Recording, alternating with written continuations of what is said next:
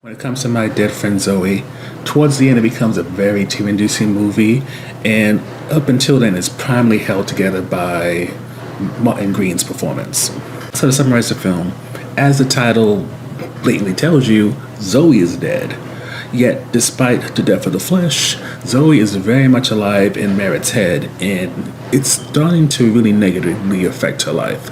She is a distraction. Her commentary sometimes is helpful and funny, but other times is annoying and kind of disruptive.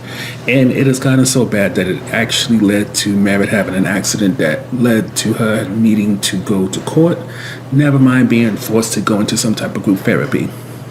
There, a gentleman named Dr. Cole is trying to force Merritt to open up, but she struggles with this because it's not something that they necessarily teach you in the military. And as a second generation Army veteran, with her grandpa Dale being a person who inspired her to get into the armed forces, it's very difficult for her to open up about what happened to Zoe. Very difficult for her to open up about what happened up till now. And Dr. Cole pushing that, especially because it would help with her court case, it's a lot.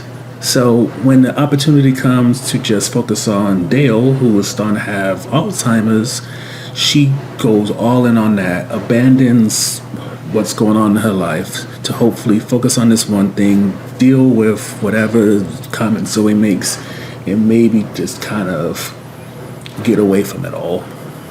So get into the review section. You're gonna cry. Straight up.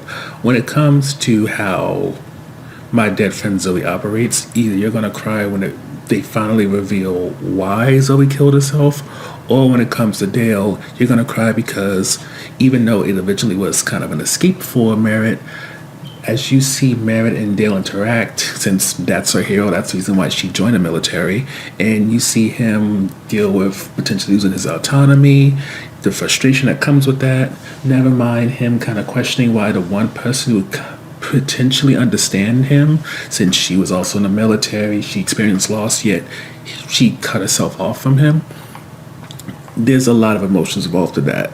So whether it's Zoe or whether it's Dale, one of these two characters have a high potential to bring tears down your eyes. And I'm not talking Denzel tear, but I'm also not talking like Viola Davis snot bubbles. Somewhere in between is the type of reaction you're going to get from this. And I should add on, I want to give a special note when it comes to Dale, because with a lot of characters, it can definitely feel like you don't get enough out of them. But with Dale, he is a full fleshed out character. We see his home, he talks about his wife, how he got the home that he has. He talks about his experience coming home from Vietnam. He gives you a full-fledged, this is me. This is not just you finding out information from what Merritt says or what she has in her mind. Never mind little bits and pieces like we do with Merritt's mom. He is an individual in himself that has his own life outside of Merritt's orbit, which is what leads to the on-the-fence portion. Zoe is the type of character that, as comical as she can be as she pops up and says random things, she could also become very annoying since she is ultimately a form of Zoe. She's not an exact replica of Zoe the way she was alive, but her existence is not only how Merritt remembers her, but also mixed in with her guilt. So with that, you can see that Zoe creates not necessarily a misery loves company type of character, but instead a misery who wants your sole attention type. And that can make it so that you'll find yourself early on maybe not feeling invested or caring about Zoe. And honestly, what doesn't help is that Zoe's background is very mute. We learn that Zoe doesn't necessarily have much in the way of family, but in terms of who she is and everything about her, even though this film has a lot of flashbacks, Zoe doesn't really talk about herself. You just have to watch and get a sense of her, and then hope that the person that's being presented by Merritt is who she is to a point of maybe getting invested. But again, because Zoe pops up at the most inopportune times, isn't always funny, but I found her funny, there's always that chance that you'll eventually come to the point of Zoe being someone you just have to deal with rather than someone you care about, especially to the point of wanting to know, why did she die? get into the next on offense portion, there's a romance element involved. And I want to say, I like Merritt and Alex. It's just one of those cases where it feels like bad timing. Because Alex seems like a good match. His family has a military background. He does not. And he seems to be able to roll with the punches, roll with some of the trauma and issues that Merritt is still working out. And it just seeing that type of grace and patience given to a character, especially a black woman going for stuff, beautiful thing to watch. But again, it just seems like bad timing to the point where you almost wish that he came a little bit later, especially after all the stuff that's happening with her grandfather, and never mind her court case, which kind of goes away after a certain point. Which leads to the next on offense topic, and that's when it comes to Merritt's mom. Really wishing we got some more of her, because the way Merritt's mom is portrayed, she seems like a daughter of someone who's in the military. She's stern to the point, direct to the point of somebody like Alex being intimidated by her, but it doesn't feel like we get to see a fully formed character. She does have kind of sweet but not necessarily deep moments with her father and Dale, but there's just this feeling that she is very much defined by how other people see her rather than us getting to know her personally. And I would even say, to better define Zoe, that's kind of the issue. Chris is somebody who shows up and helps the story move along. As for who she is, you may have little details based off how she treats her daughter, but there's always that question of what is going on between Chris and Dale to the point that she wants to put him in a home. What's going on between Chris and Merritt in terms of when she decided she was going to go to the military, like her father, how does she feel?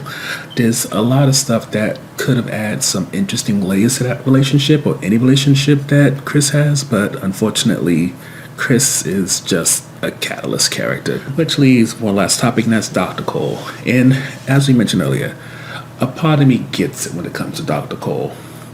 He is a veteran. He understands the people in his group.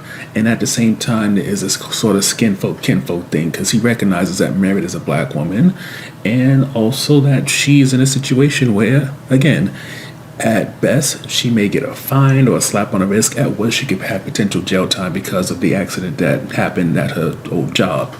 So she needs a breakthrough. She needs the recommendation, and he's not going to put his reputation, his practice, whatever you want to call it, on the line just because, they share a skin color. He cares about her potentially more to the point of calling her when he doesn't have to because they share a skin color, but he ain't going to mess up his bag just because she's going through something. And it just makes me wish sometimes, because you see that there is this push and pull there with Dr. Cole, that maybe it would have been better if he was a little bit more soft with her, because I don't know. If I was in Merritt's shoes, I don't think I would really want to open up about the trauma of my friend dying or something else like that in front of a group of 4+ people who I don't know. Never mind, with the way that Merritt lives her life in a way that seems kind of isolated, I don't think she really wants or appreciates having to listen to other people vent about their lives or their issues while dealing with her own stuff. And this isn't a way to damn necessarily Dr. Cole, but it's just as someone watching this, and because you get so connected with Merritt, it kind of brings on a sense of frustration to you watching this and having to be kind of in Merritt's feelings and get annoyed by having to deal with a situation that isn't necessarily ideal for you to possibly get the help you may want or need. But overall, even though My Dead Friend Zoe may not develop people in Merritt's life the way we may want it to, there's no question that between Martin-Green's performance, how Ed Harris handles Dale, and how also those two are written, this film can get into your emotions. It can make you react.